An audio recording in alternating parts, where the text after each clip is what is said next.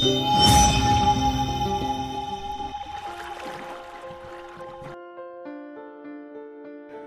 Guys, তোমরা সবাই কেমন আছো? আশা করি ভালো আছো। আমার নতুন একটা ব্লগে সবাইকে স্বাগত জানাই। আজকে আমি করছি বেলের শরবত। যে বেলটা কোনো বাজার থেকে কিনে নিয়ে আসা বেল নয়, এটা সম্পূর্ণ গাছ পাকা বেল।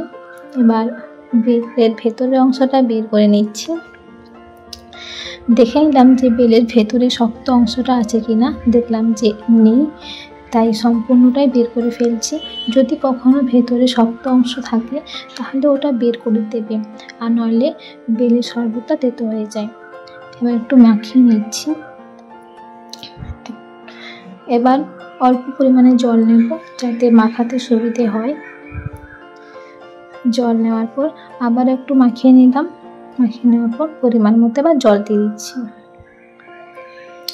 জল দেওয়ার পর এবার একটু দেখে নিতে হবে যে ঠিকঠাক হয়েছে কিনা, না আবার জল লাগবে। তো এবার ছেঁকে নেওয়ার পর চিনি দিচ্ছি। যেহেতু এটা গাছ পাকা বেল, তাই খুব একটা বেশি চিনি দেওয়ার প্রয়োজন নেই। তোমরা যদি কেউ বেশি মিষ্টি খেতে পছন্দ করো তাহলে তোমাদের প্রয়োজন মতো চিনি দিয়ে দেবে। এরপর আমি প্রত্যেকের গ্লাসে দিয়ে দিলাম। আমরা খেয়ে নিই, আর তোমাদের ভালো লেগে থাকলে তোমরা বাড়িতে করে আমাকে জানাবে।